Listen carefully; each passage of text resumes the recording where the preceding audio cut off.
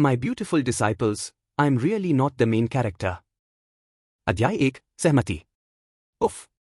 जैसे ही सुबह की रोशनी पर्दों से छनकर अंदर आई, एक युवक ने धीरे धीरे अपनी आंखें खोली। पिछली रात की घटनाओं को समझने की कोशिश करते हुए उसका दिमाग भ्रम से भर गया था।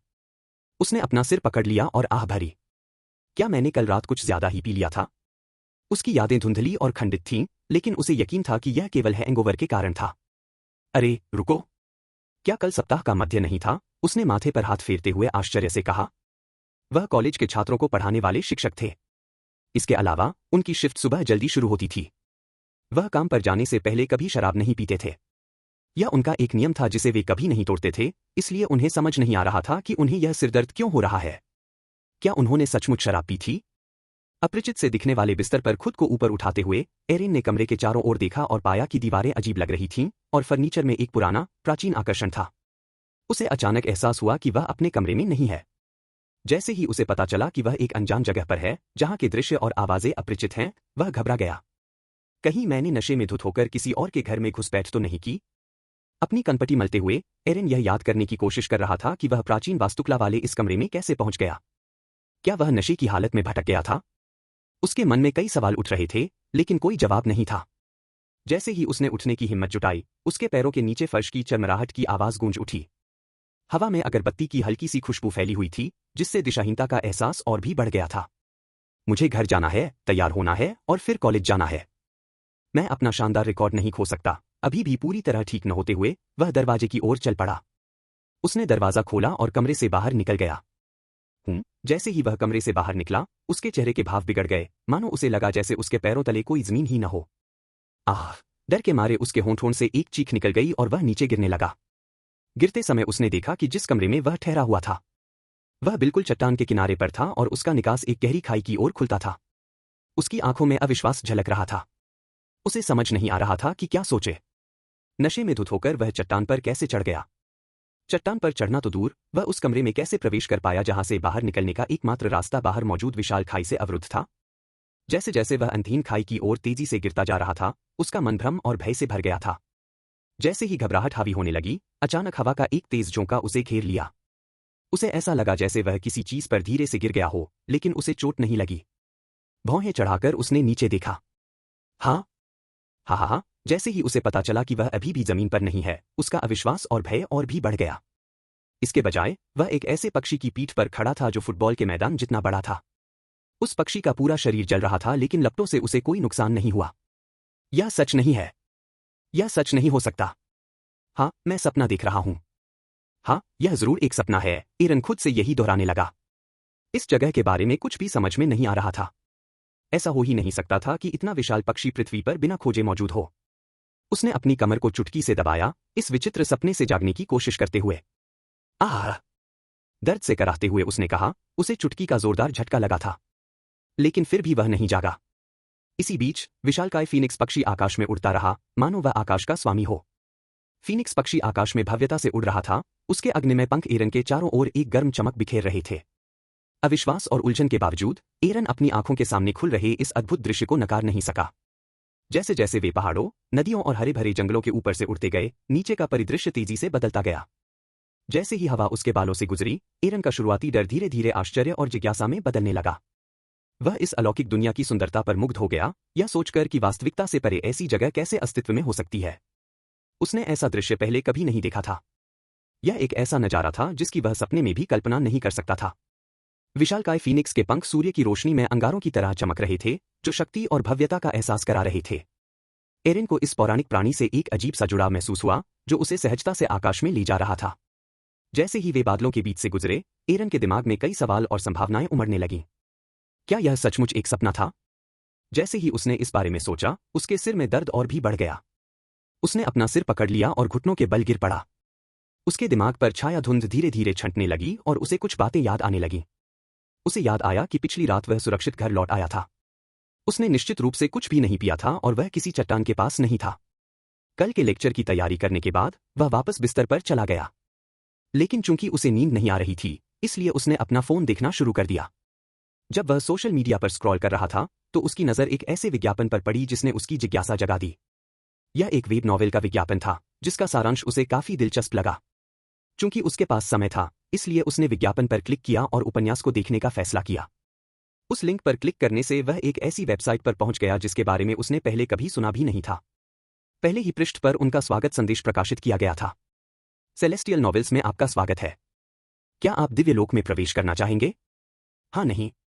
चेतावनी। सहमति वापस नहीं ली जा सकती। उपन्यास पढ़ने के लिए लोगों को आमंत्रित करने का कितना मनोरंजक तरीका है। एरिन ने बिना ज्यादा सोचे समझे हंस दिया। उसने हाँ पर क्लिक किया और वेबसाइट में प्रवेश कर गया। उन्हें मुख्य पृष्ठ पर ले जाया गया, जहां आश्चर्यजनक रूप से केवल एक ही उपन्यास मौजूद था। उन्होंने सिर्फ एक उपन्यास के लिए वेबसाइट बनाई।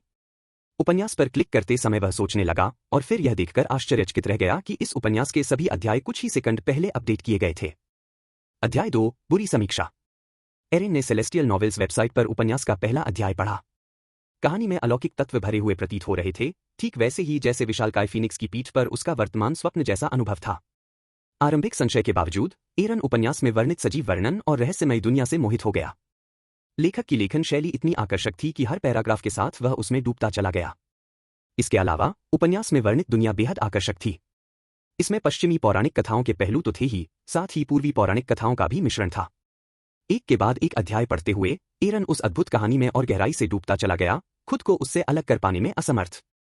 कथानक के उतार चढ़ाव ने उसे रोमांच से भर दिया। वह एक ऐसी दुनिया में खो गया जिसकी उसने कभी कल्पना भी नहीं की थी। हालांकि 200वें अध्याय तक पहुंचने के बाद भी एरन के मन में एक अजीब सी बेचैनी बनी रही।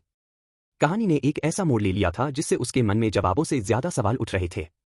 कहानी के कई पहलू उसे पसंद नहीं आए। किरदारों के मकसद अस्पष्ट लग रहे थे और कथानक बिखरा हुआ सा महसूस हो रहा था। हताश और थोड़ा भ्रमित होकर एरन ने पढ़ना बंद कर दिया। वह उपन्यास के पीछे की रचनात्मकता और कल्पनाशीलता से इनकार नहीं कर सकता था, लेकिन सुसंगति और गहराई की कमी ने उसे असंतुष्ट कर दिया। एक आह भरते हुए एरन बिस्तर पर लेटा रहा और उपन्यास में वर्णित स्वर्गीय दुनिया की अपनी संक्षिप्त यात्रा पर विचार करने लगा। उन्होंने समीक्षा अनुभाग खोला और पाया कि साइट पर लगभग कोई समीक्षा नहीं थी, जबकि समीक्षा छोड़ने का विकल्प मौजूद था। उन्होंने समीक्षा लिखने वाले पहले व्यक्ति बनने का फैसला किया। 5 में से 2 सितारे, और वो भी इसलिए क्योंकि मैं उदार महसूस कर रहा हूं। हालांकि अवधारणा अच्छी है और वर्णन सजीव है, लेकिन इसमें कई कमियां भी हैं। ऐसा लगता है जैसे लेखक ने कभी वास्तविक दुनिया देखी ही नहीं। वह किसी 10 साल के बच्चे की तरह है जो कहानी को बेतुकी दिशा में ले जाता रहता है। इतनी अच्छी शुरुआत का क्या ही नुकसान हुआ। मुझे विश्वास नहीं हो रहा कि इस उपन्यास में 5000 अध्याय हैं। इसका एक उदाहरण 10वें अध्याय में पेश किया गया किरदार है। वह एक बुजुर्ग है जिसे खलनायक के रूप में दिखाया गया है, लेकिन यह समझ में नहीं आता। कहा जाता है कि वह एक हीरो अकादमी का सदस्य है जो शैतान संप्रदाय में गुप्त रूप से काम कर रहा है। यह कैसे समझ में आता है कि कोई व्यक्ति दुष्ट संप्रदाय में प्रवेश कर जाए और संप्रदाय के गुरु को इसकी भनक तक न लगे, बल्कि संप्रदाय का गुरु उस व्यक्ति को वरिष्ठ बना देता है? ऐसा लगता है कि लेखक ने तर्क का पालन करने के बजाय केवल दिखावे के लिए ही काम किया है। अगर बाकी अध्यायों की गुणवत्ता यही है, तो मैं बस यही सोच सकता हूं कि लेखक ने इस बेतुकी रचना के 5000 से अधिक अध्याय लिखने में अपना समय क्यों बर्बाद किया। मैं एक बार फिर अपनी बात दोहराता हूं। यह एक अच्छा विचार था, लेकिन एक बुरे लेखक ने इसे बर्बाद कर दिया। एक्सलोरिया, रीजन 68 या हेक्टर जैसे लेखकों ने इस तरह के वेब उपन्यास के साथ कहीं बेहतर न्याय किया होता। बहुत दुख की बात है। खैर, मैं लेखक को उनके भविष्य के प्रयासों के लिए शुभकामनाएं देता हूं और उम्मीद करता हूं कि वे इसे छोड़कर कुछ बेहतर लिखना शुरू करेंगे। अब इस बर्बादी को सुधारना बहुत मुश्किल है। अपनी समीक्षा लिखने के बाद एरिन ने उसे पोस्ट किया और यह सोचकर वेबसाइट बंद कर दी कि वह इस अजीब दृश्य को फिर कभी नहीं देखेगा। हालांकि जैसे ही उसने फोन एक तरफ रखा, उसे अचानक नींद आने लगी। उसने अपनी आंखें बंद कर लीं और उसे पता भी नहीं चला कि कब वह सो गया। जब वह सो गया तो उसे पता ही नहीं चला कि उसका फोन एक अजीब सी रोशनी से चमकने लगा है। रोशनी फैलती गई और जल्द ही उसे भी घेर लिया। 1 घंटे बाद रोशनी गायब हो गई। लेकिन सिर्फ रोशनी ही गायब नहीं हुई थी, फोन भी गायब हो गया। एरन के साथ साथ बिस्तर पूरी तरह से खाली हो गया। यह एरिन ने फीनिक्स की पीठ पर अपनी आंखें खोलीं और उसके चेहरे के भाव हर पल बिगड़ते जा रहे थे। यह दुनिया, क्या यह उस उपन्यास की दुनिया है? उसने कांपती हुई आवाज में कहा। मैं भला एक उपन्यास में कैसे प्रवेश कर सकता हूं?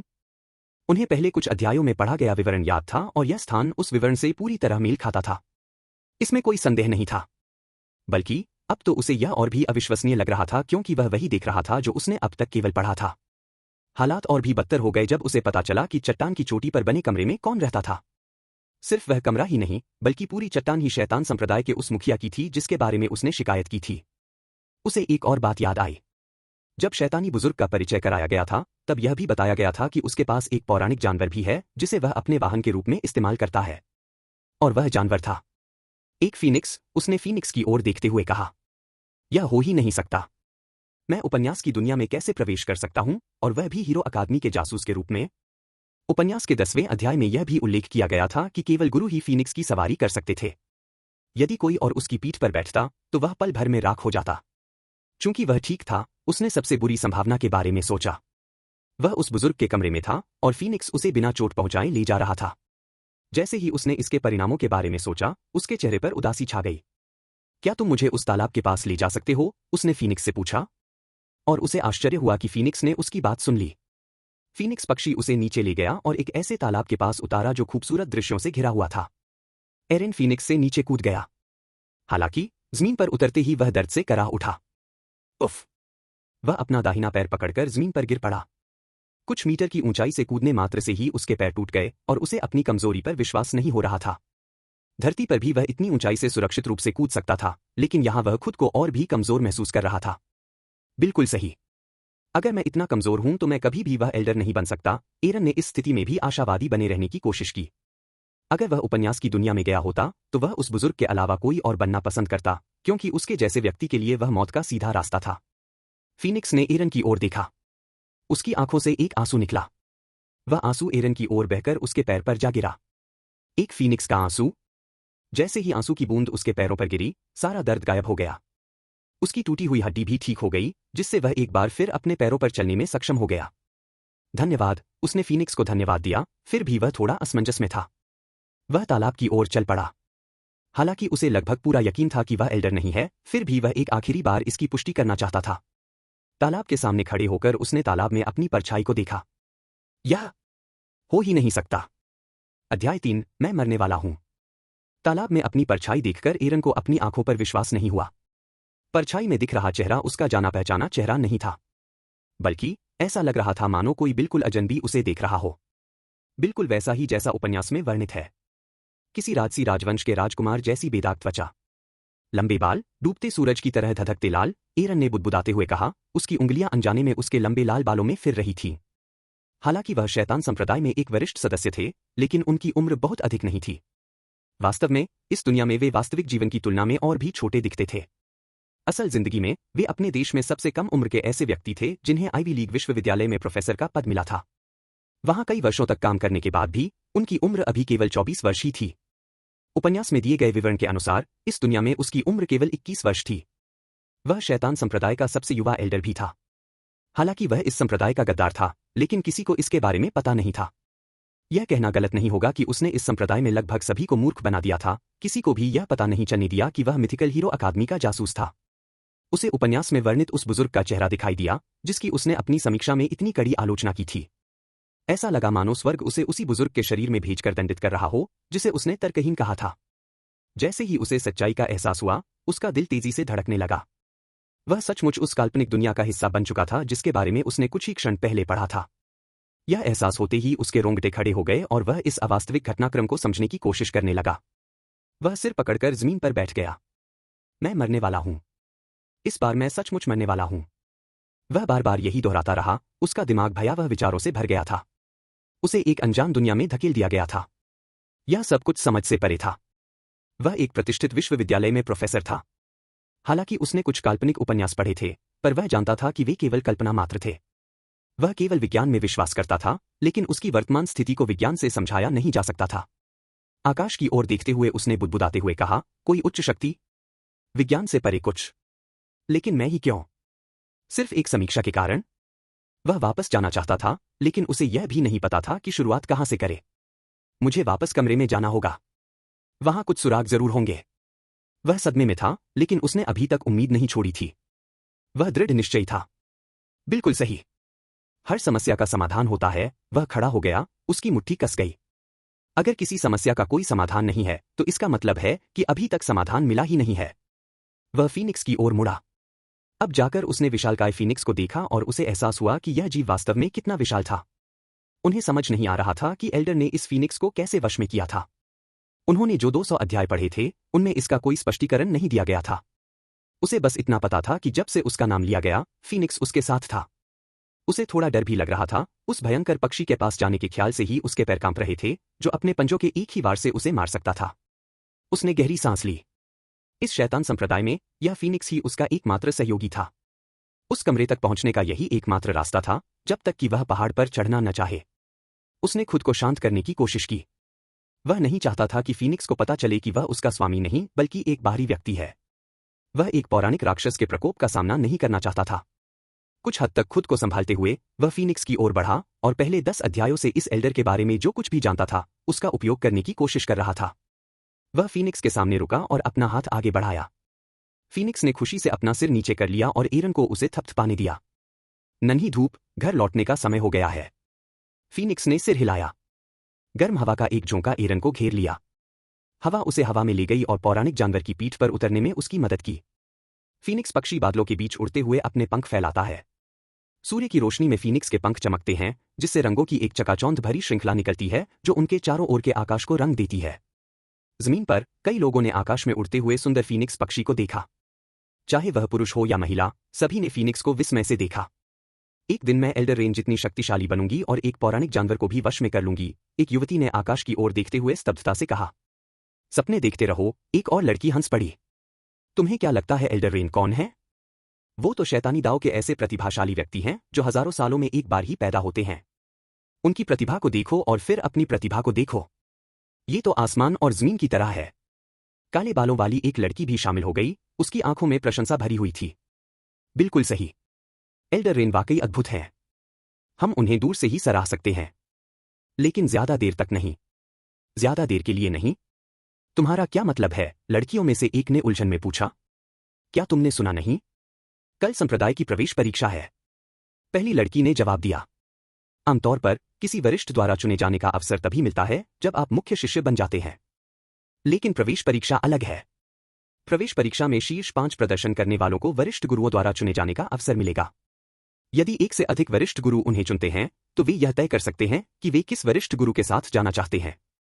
जहां तक प्रथम श्रेणी की बात है, वह यह तय कर सकता है कि वह किस एल्डर के अधीन अध्ययन करना चाहता है, भले ही कोई एल्डर उसे न चुने।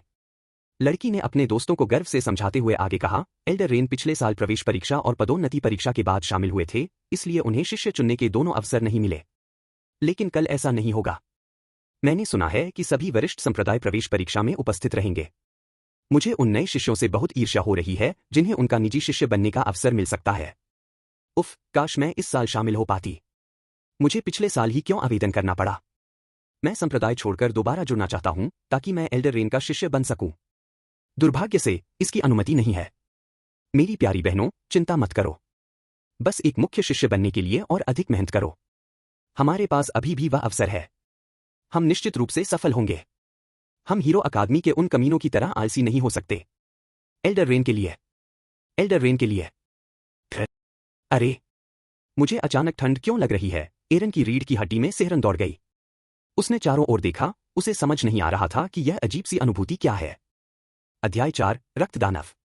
एक खूबसूरत फीनिक्स पक्षी एक चट्टान की ओर उड़ता हुआ आया और चट्टान के किनारे पर बने एक साधारण से दिखने वाले घर के ठीक सामने आकर रुक गया। एरिन ने उस घर को देखा जिसमें सिर्फ एक कमरा था। उसे कभी समझ नहीं आया कि एक बुजुर्ग इतने साधारण घर में क्यों रहते हैं, जबकि उनके पास इससे कहीं बेहतर घर हो सकता था। क्या इसका कारण यह था कि उन्हें डर था कि उनका सच सबके सामने आ जाएगा? यह बात उसे भी समझ नहीं आई। उसने इस किरदार के बारे में कुछ पढ़ा था, और वह इतना सावधान तो बिल्कुल नहीं था। बहरहाल, उसकी समस्या घर का छोटा होना नहीं थी, बल्कि उसकी समस्या घर में प्रवेश करने का तरीका थी। दरवाजा अभी भी खुला था, लेकिन फीनिक्स तब तक करीब नहीं आ सकता था जब तक कि वह गलती से पूरे घर को नष्ट नहीं करना चाहता था। एरिन ने फीनिक्स की पीठ से कूदकर घर के अंदर उतरने के बारे में सोचा, लेकिन जैसे ही उसे याद आया कि उसने कितनी आसानी से अपना पैर तोड़ लिया था, उसने वह विचार तुरंत छोड़ दिया। अगर वह अपने असली रूप में होता, तो वह इतनी दूरी तय कर सकता था, लेकिन यहां नहीं। सूरज, मुझे घर के अंदर भेज दो। उसे याद आया कि कैसे फीनिक्स ने पहले उसे उड़ने में मदद की थी। उसने अपने स्पिरिट पेट को आदेश दिया, हालांकि उसे अभी भी पता नहीं था कि यह काम करेगा या नहीं। उपन्यास में इस बात का कोई जिक्र नहीं है कि एल्डर आखिर घर में कैसे दाखिल हुआ। उसमें बस इतना बताया गया है कि फीनिक्स पक्षी उसे पहाड़ की चोटी पर ले गया था। जैसे ही एरन ने अपना आदेश समाप्त किया, उसे गर्म हवा का एक झोंका महसूस हुआ। हवा उसे घर के अंदर ले गई और सुरक्षित रूप से उतरने में उसकी मदद की। तो यह काम कर गया। एरन ने राहत की सांस ली और फीनिक्स की ओर देखा। पौराणिक जीव उसकी सोच से कहीं अधिक उपयोगी साबित हुआ। अगर वह न होता तो अब तक वह मर चुका होता। धन्यवाद सन, उसने उस जानवर को धन्यवाद दिया और फिर अपना ध्यान कमरे की ओर मोड़ दिया। वह वापस जाने का रास्ता खोजना चाहता था। भले ही यह दुनिया जादू और पौराणिक जीवों से भरी हो, वह यहां रहना नहीं चाहता था। वह इस जगह पर एक गुप्त एजेंट था, जिसकी गर्दन पर हर पल तलवार लटकी रहती थी। अगर उसका भेद खुल गया, तो शैतान संप्रदाय की मुखिया उसे मार डालेगी। और अगर वह अपने मिशन में असफल रहा, तो पवित्र महारानी उसका पीछा करते हुए उसे नरक की गहराइयों तक ले जाएगी। वह इन दोनों राक्षसों के बीच फंसना नहीं चाहता था। उसने अपनी खोज शेल्फ से शुरू की, लेकिन कुछ किताबों के अलावा उन अलमारियों पर कुछ भी नहीं था। इस कमरे में शेल्फ के अलावा सिर्फ एक बिस्तर था।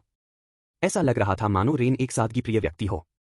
मुझे यकीन है कि इस आदमी ने कभी भी लंबे समय तक यहां रहने की योजना नहीं बनाई थी। वह अपना काम खत्म करने के बाद चले जाने की योजना बना रहा था। इसलिए इसमें कोई हैरानी की बात नहीं है कि उसके पास कोई सामान नहीं है। एरिन ने बिस्तर के नीचे देखा, लेकिन एक बार फिर उसे धूल के अलावा कुछ नहीं मिला। खांसी। जब वह बिस्तर के नीचे सांस ले रहा था, तो धूल उसकी नाक में घुस गई, जिससे उसे खांसी और छींक आने लगी। कम से कम अपना घर तो साफ कर लो, उसने उस बुजुर्ग को डांटते हुए कहा, जिस पर अब उसका कब्जा हो चुका था। बिस्तर के नीचे भी कुछ नहीं था। उसकी धारणा के विपरीत उसे कुछ भी नहीं मिला। क्या सच में ऐसा कुछ भी नहीं है जो मेरी मदद कर सके? एरन थोड़ा थका हुआ बिस्तर पर बैठ गया। जैसे ही वह बैठा, तुरंत उठ खड़ा हुआ, उसे गद्दे के नीचे कुछ महसूस हुआ। यही एक चीज थी जिसकी उसने जांच नहीं की थी। जैसे ही उसने गद्दा उठाया, हवा में और धूल फैल गई। उस धूल के पार उसकी नजर गद्दे के नीचे रखी चीजों पर पड़ी। यह यहां क्या कर रहा है? उसने अपना हाथ बढ़ाया और गद्दे के नीचे पड़े अपने स्मार्टफोन को उठा लिया। स्मार्टफोन के अलावा उसे एक सोने की अंगूठी भी दिखाई दी। उसने फोन को फिलहाल अपनी जेब में ही रखा और अंगूठी उठा ली। ये कमीने, क्या पकड़े जाना चाहते हो? अंगूठी पर नजर पड़ते ही उसने जोर से गाली दी। क्या तुम पूरी दुनिया को बताना चाहते थे कि तुम हीरो अकादमी से हो? मैं सही था, वह लेखक मूर्ख है जिसे अपने खलनायक को बुद्धिमान बनाना नहीं आता। उसे अंगूठी पर हीरो अकादमी का प्रतीक चिन्ह दिखाई दे रहा था। यह पवित्र ऊर्जा से भी घिरी हुई थी। एक नजर में ही यह अनुमान लगाना आसान था कि यह अंगूठी कहां से आई है। एरन को समझ नहीं आ रहा था कि कोई इतना मूर्ख कैसे हो सकता है। अगर वे घुसपैठ कर रहे थे, तो उन्हें एक साधारण स्टोरेज रिंग खरीदनी चाहिए थी। कम से कम वह तो यही करता। कितना बेवकूफ है, एरन ने आंखें घुमाई। कौन मूर्ख है, एल्डर रेन? एरन के बोलते ही उसे बाहर से एक मधुर आवाज सुनाई दी। हैरान होकर उसने झट से अंगूठी को अपनी पीठ के पीछे छिपा लिया और अपनी किस्मत को कोसने लगा। तभी तो एक मेहमान आने वाला था। एक महिला कमरे में तेजी से अंदर आई। उसने एक लंबा काला गाउन पहना हुआ था जो उसके शरीर पर कसकर लिपटा हुआ था। क्या किसी ने आपको नाराज किया है, एल्डर रेन? महिला की मधुर आवाज एरन के कानों में पड़ी, जिसने उसे पल भर में मोहित कर लिया। उसके सामने खड़ी स्त्री किसी परी जैसी लग रही थी। वह धरती पर बहुत समय से रह रहा था, लेकिन उसने कभी इतनी सुंदर स्त्री नहीं देखी थी। उसकी दुनिया की अभिनेत्रियां भी इस स्त्री के सामने फीकी पड़ जाती थी।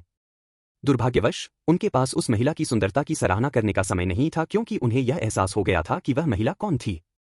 उपन्यास में केवल एक ही पात्र ऐसा था जो उसके वर्णन से मेल खाता था। वह वही थी जिसकी शैतानी लाल आंखें थीं, जो किसी व्यक्ति की आत्मा को भी देख सकती थी। उसके घने काले बाल झरने की तरह उसकी पीठ पर लहरा रहे थे, जिससे उसकी अलौकिक आभा और भी बढ़ रही थी। उसे बस एक नजर देखने से ही किसी भी पुरुष का दिल तेजी से धड़कने लगता था। उपन्यास में इस महिला के बारे में कई बातें बताई गई थीं। यह कहना गलत नहीं होगा कि वह उपन्यास के महत्वपूर्ण पात्रों में से एक थी। उपन्यास में उल्लेख किया गया था कि वह शैतान संप्रदाय की सबसे क्रूर राक्षसों में से एक थी। वह ऐसी शख्सियत थी जिसने अपने निजी शिष्य की हत्या कर दी थी। वह शिष्य 3 साल की उम्र से ही उसकी शिक्षाओं का हिस्सा था। उसने उसकी हत्या सिर्फ इसलिए कर दी क्योंकि उसने उससे एक बार झूठ बोला था। हीरो अकादमी में उस महिला को ब्लड असुरा के नाम से जाना जाता था, जिसने शहरों को तबाह कर दिया था और अपने रास्ते में आने वाले किसी भी व्यक्ति को मार डाला था। कहा जाता था कि जब भी यह स्त्री क्रोधित होती थी, खून की नदियां बहने लगती थीं। शैतान संप्रदाय के कई बड़े बुजुर्ग भी उससे डरते थे। वह झांग वेई थी। एरिन ने उस महिला को देखा। उसकी पीठ पहले से ही ठंडे पसीने से भीगी हुई थी और उसकी निगाहें बार बार उसके नुकीले नाखूनों पर टिकी हुई थीं, जो उसे 2 टुकड़ों में फाड़ सकते थे। अध्याय 5, सुंदरता को शर्माना। एरन का दिल तेजी से धड़कने लगा जब उसने खुद को उस व्यक्ति के सामने खड़ा पाया जिससे वह बिल्कुल भी मिलना नहीं चाहता था। उसे पता था कि उसकी जिंदगी एक धागे पर टिकी है। यह कोई सपना नहीं था। उसे यह भी यकीन नहीं था कि अगर उसकी यहां मृत्यु हो गई तो वह अपनी दुनिया में वापस लौट पाएगा या नहीं। यह जोखिम बहुत बड़ा था। शांत भाव से एरिन बिस्तर से उठा और झांग वेई का सामना किया। अपने अंदर व्याप्त भय को छिपाने की पूरी कोशिश कर रहा था। मैं तो बस खुद से बात कर रहा था। क्या मैं आपकी किसी काम में मदद कर सकता हूं? उसने उसका ध्यान भटकाने की कोशिश करते हुए जवाब दिया। झांग वेई की तीखी निगाहें एरन पर टिक गईं, उनकी आंखों में संदेह भरा हुआ था। आप घबराए हुए लग रहे हैं, एल्डर रेन। क्या आप मुझसे कुछ छिपा रहे हैं? उसने खतरे की हल्की सी झलक के साथ सवाल किया। उसके सवाल सुनकर एरन का दिल जोर से धड़कने लगा। वह उस औरत को मन ही मन कोसना चाहता था। क्या मैं कुछ छिपा रही हूं? बिल्कुल। मैं एक ऐसी अंगूठी छिपा रही हूं जो मेरी असली पहचान उजागर कर देगी। जब मैं तुम्हारा ध्यान भटकाने की कोशिश कर रही हूं तो क्या तुम मेरा साथ नहीं दे सकते?